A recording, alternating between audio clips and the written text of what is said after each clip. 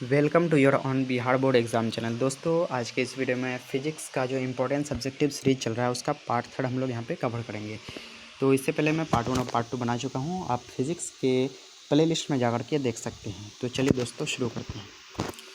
पहला नंबर जो क्वेश्चन है, जो कि आपके एग्ज़ाम के पॉइंट ऑफ व्यू से वेरी इंपॉर्टेंट क्वेश्चन है, जो कि कई बार एग्ज़ाम में पूछा जा चुका है, वो है पदार्थों के प्रकार। क्या है? पदार्थों के प्रकार, यानी कि टाइप्स ऑफ सब्सटेंस। ठीक है, तो हम लोग जान लेते हैं पदार्थों के प्रकार, कितने प्रकार के होते हैं पदार्थ।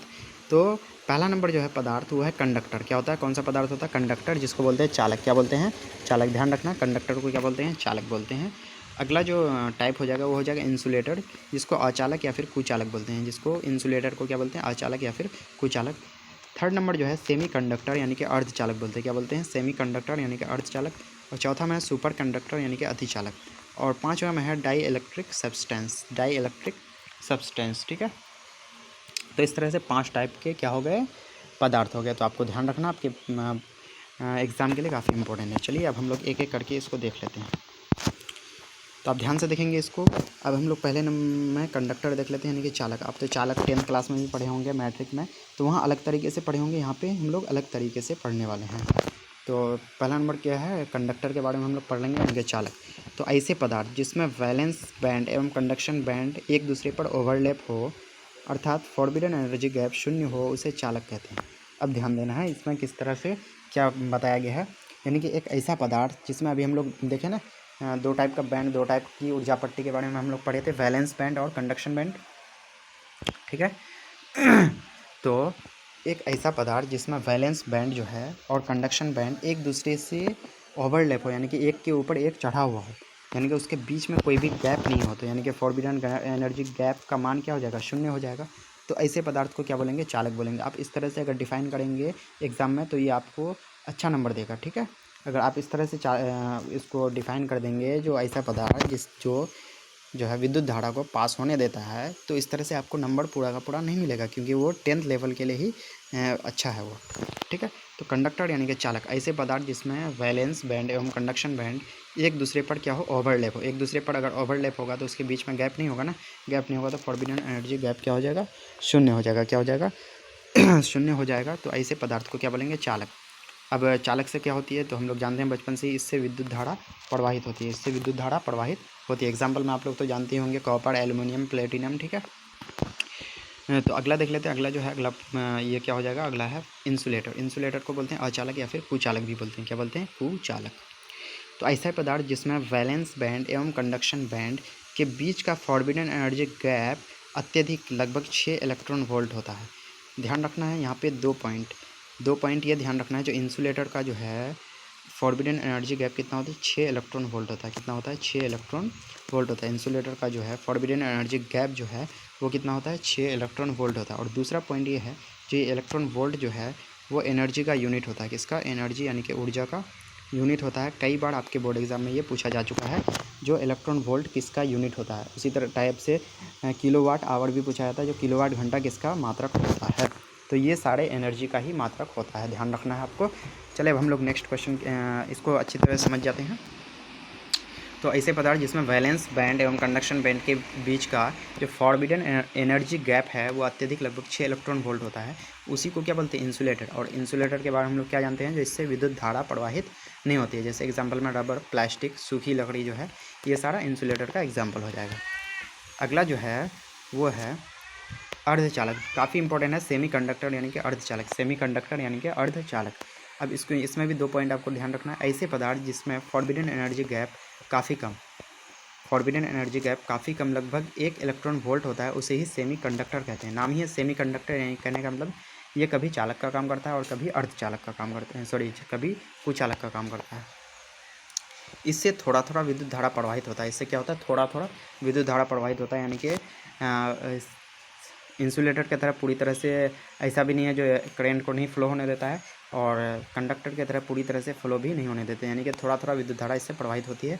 ऐसे जो है पदार्थ को क्या बोलते हैं? सेमी कंडक्टर बोलते हैं, यानी कि अर्धचालक पदार्थ बोलते हैं। ध्यान रखना इसमें, ये चीज़ ध्यान रखना, फॉरबिडन एनर्जी गैप इसका कितना होता है? 1 इलेक्ट्रॉन वोल्ट होता है। और इलेक्ट्रॉन वोल्ट किसका यूनिट होता है? एनर्जी का। किलोवाट घंटा भी किसका यूनिट होता है? एनर्जी का। ध्यान रखना है। एग्जाम्पल में सिलिकॉन, जर्मेनियम, आर्सेनिक, ये सब हो गया। इसमें से एक जो है ये सिलिकॉन, काफ़ी आपको ध्यान में रखना है। जो मोबाइल का चिप्स जो होता है, जिसको हम लोग मेमोरी बोलते हैं, तो मोबाइल का चिप्स जो है वो अर्धचालक का ही बना होता है। किसका बना होता है? अर्धचालक का बना होता है। किसका बना होता है? अर्धचालक का। ध्यान रखना है आपको। तो उम्मीद करता हूँ आपको यह समझ में आ गया होगा। जो मोबाइल का चिप्स मेमोरी जो होता है वो किसका बना होता है? अर्धचालक का बना होता है। तो चलिए अब हम लोग नेक्स्ट क्वेश्चन की ओर बढ़ते हैं। Next question very important question है। सुपर कंडक्टर, कौन सा कंडक्टर? सुपर कंडक्टर, जिसको अतिचालक कहते हैं। क्या कहते हैं? अतिचालक। तो ध्यान रखना है, अतिचालक। तो ऐसे पदार्थ जिसकी चालकता अनंत एवं प्रतिरोधकता शून्य हो, उसे अतिचालक पदार्थ कहते हैं। नाम ही है सुपर कंडक्टर। कैसा कंडक्टर है? सुपर, यानी कि इसकी चालकता क्या होगी? अनंत होगी। ध्यान रखना है, ऑब्जेक्टिव के पॉइंट ऑफ व्यू से वेरी इंपॉर्टेंट है। इसकी चालकता, जो सुपर कंडक्टर होती है उसकी चालकता कितनी होती है? अनंत होती है। और इसकी प्रतिरोधकता कितनी होती है? शून्य होती है। कितनी होती है? शून्य, यानी कि 0 होती है। तो ऐसे पदार्थ को क्या बोलते हैं? अतिचालक पदार्थ बोलते हैं। अब ध्यान रखना, यहाँ पे जो पॉइंट है वो है, कोई भी चालक अगर लेंगे, कोई भी चालक लेंगे, उसको क्रांतिक ताप तक ठंडा करेंगे, उसको क्या करेंगे? क्रांतिक ताप तक ठंडा करेंगे, तो वह क्या बन जाएगा? अतिचालक बन जाएगा। क्या बन जाएगा? अतिचालक बन जाएगा। अब ये क्रांतिक का ताप क्या होता है, यहाँ पे हम लोग इसको समझेंगे। तो कोई भी चालक है, उसको अगर क्रांतिक ताप पर ठंडा करेंगे तो वह क्या बन जाएगा? अतिचालक बन जाएगा। क्या बन जाएगा? अतिचालक बन जाएगा। कोई भी चालक है, उसको अगर क्रांतिक ताप तक ठंडा करेंगे तो वह क्या बन जाएगा? अतिचालक बन जाएगा। अब अगला पॉइंट क्या है? अगला पॉइंट है क्रिटिकल टेम्परेचर, यानी कि क्रिटिकल टेम्परेचर यानी कि क्रांतिक ताप। कौन सा ताप? क्रांतिक ताप। ठीक है। तब क्या होता है? वह ताप जिस पर चालक पदार्थ अतिचालक पदार्थ बन जाता है, यानी कि ऐसा तापक्रम जिस पर कोई चालक पदार्थ क्या बन जाएगा? अतिचालक पदार्थ बन जाएगा, यानी कि सुपर कंडक्टर बन जाएगा। कोई कंडक्टर, सुपर कंडक्टर जिस ताप पर बन जाएगा, उसी ताप को बोलते हैं क्रांतिक ताप। उसी ताप को क्या बोलते हैं? क्रांतिक ताप बोलते हैं। उसी ताप को क्या बोलते हैं? क्रांतिक ताप। तो उम्मीद करता हूँ ये आपको समझ में आ गया होगा। अब हम लोग जो है वो जो है लास्ट जो टाइप था डाई इलेक्ट्रिक सब्सटेंस, जो कोई भी जो सब्सटेंस है वो उसका जो टाइप था, उसमें से 5वां जो टाइप था डाई इलेक्ट्रिक सब्सटेंस, तो उसको वो किसे कहते हैं? Dielectric substance. तो उसको देख लेते हैं। ऐसे पदार्थ जिनसे चार्ज या आवेश, चार्ज को हिंदी में क्या बोलते हैं? आवेश। ऐसे पदार्थ जिनसे चार्ज प्रवाहित नहीं हो परंतु चार्जेस उत्पन्न हो, उसे डाई इलेक्ट्रिक सब्सटेंस कहते हैं।